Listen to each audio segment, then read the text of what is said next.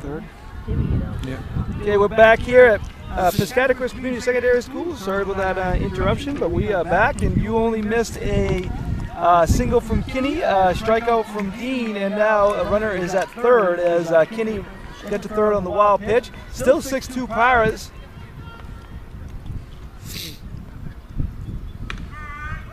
So there's one out, I think. There is one out. I don't see it on the scoreboard, but there is one out. But it's 6-2. So on the scoreboard now. Jocelyn Page is up again, one out. Kane's done an excellent job for the Pirates. This one's up to shallow left, caught there, nice catch. Runner's going to go. The throw is not in time, so the nice catch by Hartford, but the run scores, and RBI from Page. She's got 2 RBIs today for the Tigers, and Kinney scores a run. It's now 6-3. Yeah, more important piece to that for the Pirates is that there's 2 outs now, so could exchange the out for the run there, but only 1 for the Tigers. No doubt about it. So strike 1 here. This is Bagley up for the Tigers. Bagley, another one that comes in over 300 starting today's game, about a 326 in the regular season. Round is the second. Throws it to first as White. That retires the side, so the 1 run scores, but that's fine for the Pirates as they still got a 6-3 lead. No runs, 1 hit, no errors, and nobody left on base. And we're going to the bottom of the 6th with a score of 6-3 here. Again, you just get connected there just a short bit, so but we didn't miss much, and we're back here going to the bottom of the 6th with Wolette, Ricka, and Robinson coming up for the Pirates. Again, it's very, very, we said this like 3 straight innings now, but it's very important for the Tigers to hold the Pirates right where they are, because it's going to be tough enough coming back 6-3. They definitely don't want any more on the board. Yeah, and I was just going to say, I think PCHS has done a good job offensively today, and I think they've left a lot of runners on base, haven't they, Mark? And yeah, lost a lot of runners. They've left 9 on base, so they definitely have had a chance to do more damage. And they, but you don't get that many runners on base, you're gonna get some runs. Even if you leave a lot of runners on base, and they've done exactly that. Again, right now though, they got 4, 5, 6 hitters up, so they can come in and do more damage here. And they're hoping to cash in on a few more of those opportunities here and maybe pad that lead a little bit more. Again, 3 runs feels like a pretty safe lead, but as we've said the whole day, Dexter has that kind of lineup that can put up 3 or 4 runs, no problem. Apologize if you missed any of our interview with Principal Keene, as again we somehow get disconnected just for a short bit, so we haven't missed much of the game. We had 2 interruptions today, but we got on right at the start of the game, and I think we only missed 1 batter in the 6th. So we'll take it, and things happen, especially when you're outside. So coming up here is Wolette, who's done a lot of damage. 2 hits, 2 RBIs, and 2 for 3 on the day. So she'll take that anytime. And we try to get you more scores throughout the day. We've given you some. Central swept their day over there in Corinth, softball and baseball. Winslow has come back, so that that was a pop up to Dean that she caught. Interesting there. So if that holds up, Winslow has come back against Nokomis there, 5-4. Yeah, and it's in the bottom of the 7th inning, it looks like. So that's a big. So if that holds up, Foxcroft, as 11 seed, would host a game on Thursday, which is very interesting, and we'll see. Maybe we will have a broadcast on Thursday.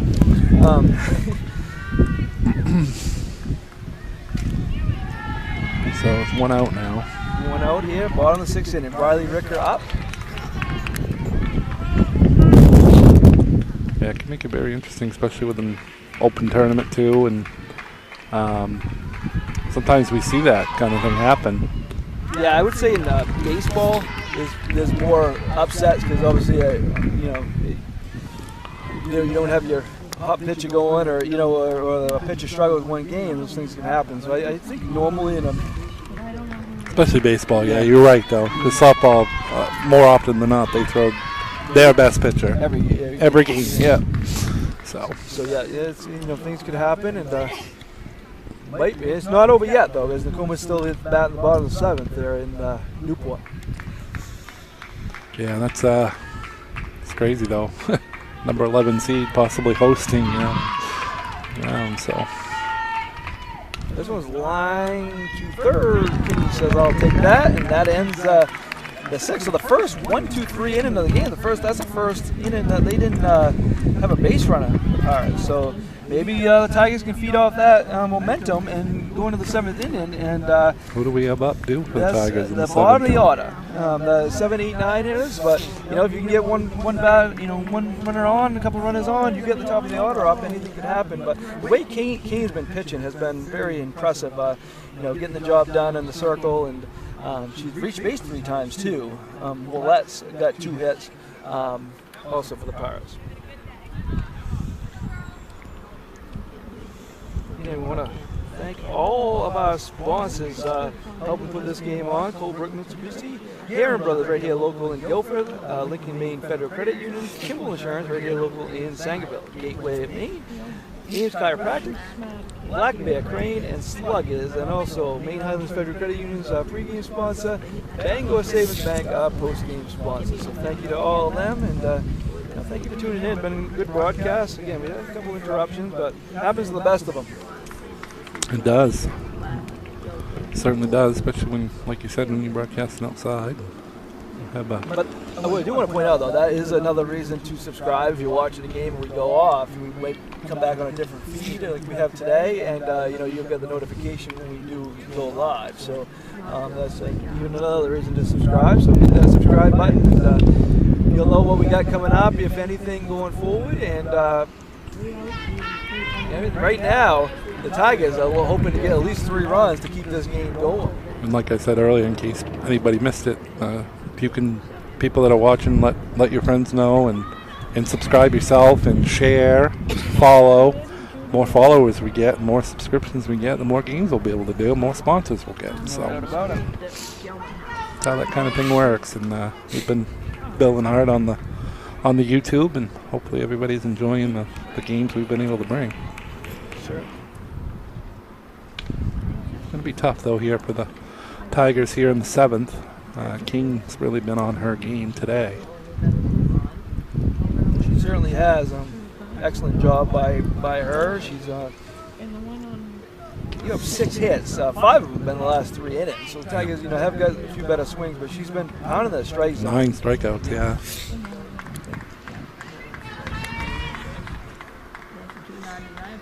And only 1 walk. So that'll do the job when you're not allowing free base runners, and throwing strikes. A lot of strikes she's throwing.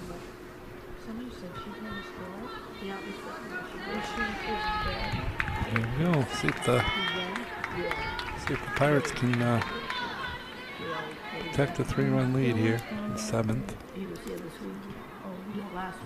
We'll try to get that done. And the first time they met, it was going to the 7th inning, and PCHS led 2-1. And Dexter scored 3 runs in the 7th. So scoring 3 runs in the 7th isn't out of the question, that's for sure. This looks like really cool. This will be her first at bat. Batting in Cindy Dyson's spot.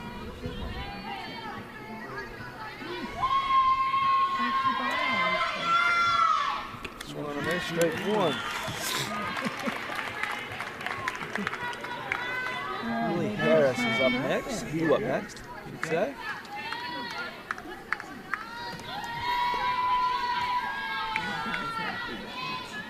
High, so 2-1.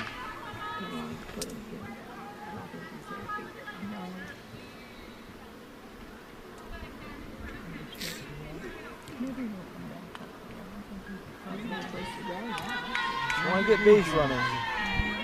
Traffic on the bases and see what happens. Outside, 3-1. It looks like Winslow did hang on to beat Nokomis 5-4. So 14-seeded Winslow will be coming over to face the 11-seeded Foxcroft. How many people had 14 against 11 in the quarters? This one's line drive. Oh, nice catch there by White. A big catch there. First out of the game. That's huge. With a 3-run lead, keeping that leadoff runner off the bases, and did just that. This is Presley Dow up, so her first at bat also. So Coach Hardy trying different things here in the 7th inning. Plays at bat, see what they can do. Swinging them fouled off, strike one. Presley Dow getting a bat here.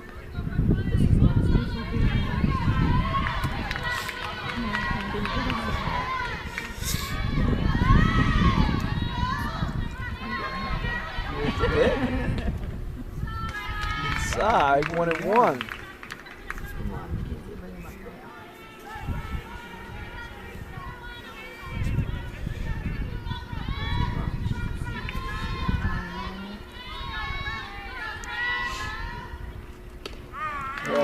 So yeah, back to the Winslow Foxcroft thing. So there's either way 11 seed or 14 seed making semifinals in Class B. So wow, that's quite a thing, though.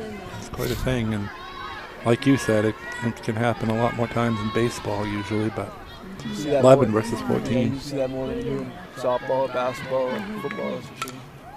You go to soccer field like you do too, because you get that picture. That's such a factor that could change everything one way or the other. You know. Yep. In the softball, you just have that one in ace that pitches the whole game, every game, pretty much seems. So sometimes teams have 2 pitchers, but a lot of times just one. Strike 3 there, so 10 strikeouts for Kane. 2 outs, 1 more, and the Pirates come away with a win.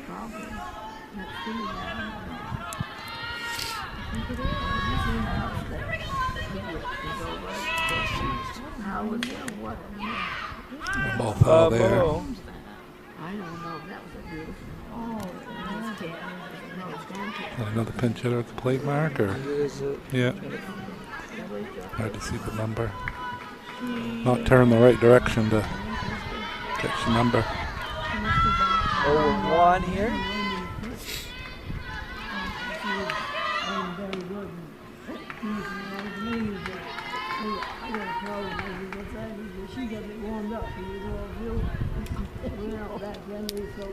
Emma Page up for the Tigers. Bad here, number 7. Oh, she's right there. She's a little late, but she definitely hit it hard.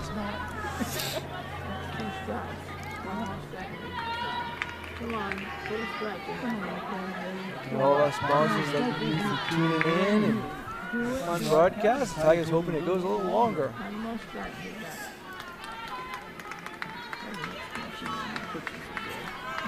Balls, 2 strikes, 2 outs. Another Page at the plate. Swung on a miss, and that's the ball game. The 7th seeded Pirates win it 3-2. I mean 6-3. I don't know where I got that, but there was 11 strikeouts from Kane and a beautiful performance. And I think we have a player of the game. I think Mackenzie Kane did the job the whole game, and the 11 strikeouts, and did a great job. We're going to try to get her to run up here to real quick so get a interview. And again, beautiful performance by her. She retired the last 6 batters of the game. She only walked 1. She gave up 6 hits. Beautiful performance by her. And on the other end, 3 walks. She walked 3 times, and her other plate appearance, she hit a sacrifice fly to produce a run. So she did it on both ends of the field today, did Mackenzie Kane, and again, she's going to be our Bangor Savings Bank player of the game. Great job by her. Try to get us.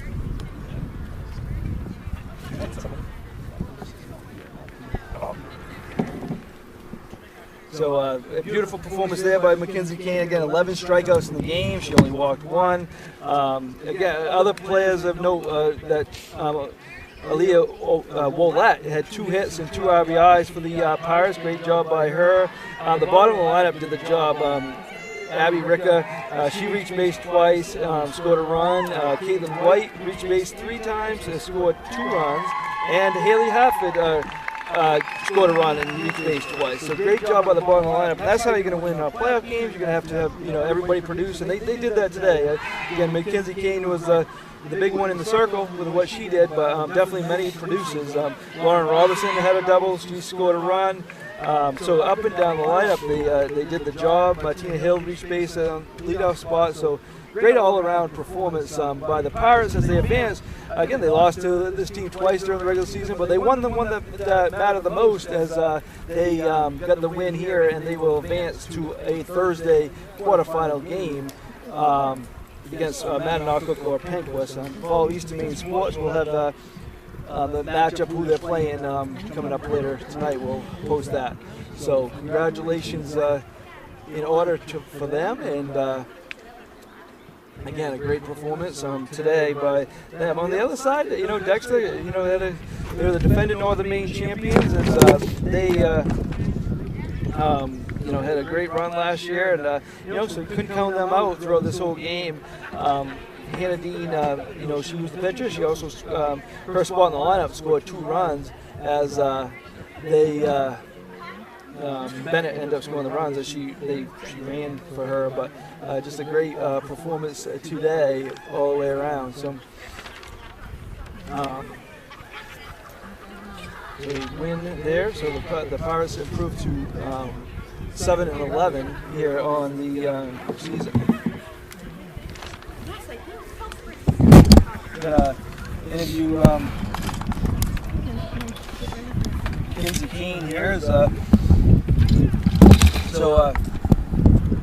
Great performance today, Mackenzie, and kind of just talk about maybe they got you twice in the regular season, but it's tough to beat a good team 3 times, and maybe what was different this game?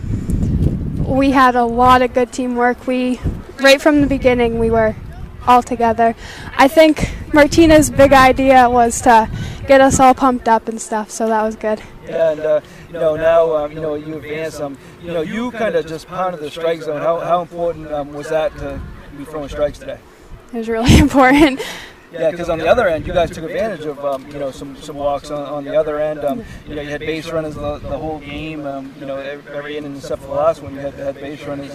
Really important to take advantage of it when you have that many base runners, huh? Mm-hmm. Yeah. Now, you move on. You move to the quarterfinal round. You play either Mananock or Penckwest. You saw both those teams, right? Yep. Yeah. And what do you think of them? They're good, but we're gonna bring it. Yeah. Well, I want to congratulate you. You won a Mango Savings Bank Player of the Game, and so you get a $10 gift card to wherever. Thank you. So congratulations on that, and then good luck the rest of the way. Thank you. Can I grab you, Coach?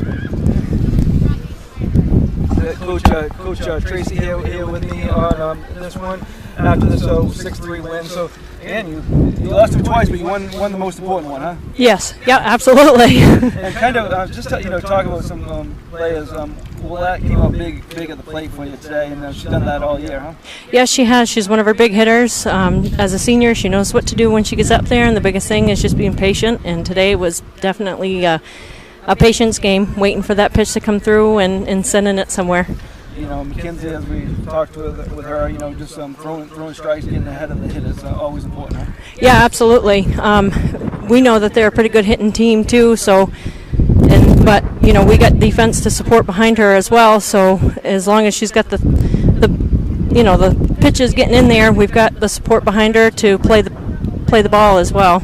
I think we noticed her. It's important to get everybody producing. And you had 7, 8, 9 hitters reach base 7 times, Abby, Caitlin, and Haley. So just important to get everybody up and down the lineup. I think everybody either reach base or everybody in your lineup reach base. So how important is that?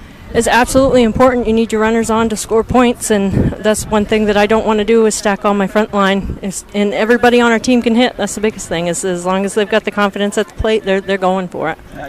Most important part, thing this time of the year is you get to keep practicing and keep playing. That's right. Yeah. That's right. So you got Matt and Penguins, and how do the games go against those two teams? They've been pretty good. We got to bring our A game. They're good teams. So. Well, thank you very much and congratulations. Thank you very much. We're going to wrap things up here in Guilford after a 6-2 PCHS win here this afternoon as they advance to the quarterfinal round. Final thoughts, Chris?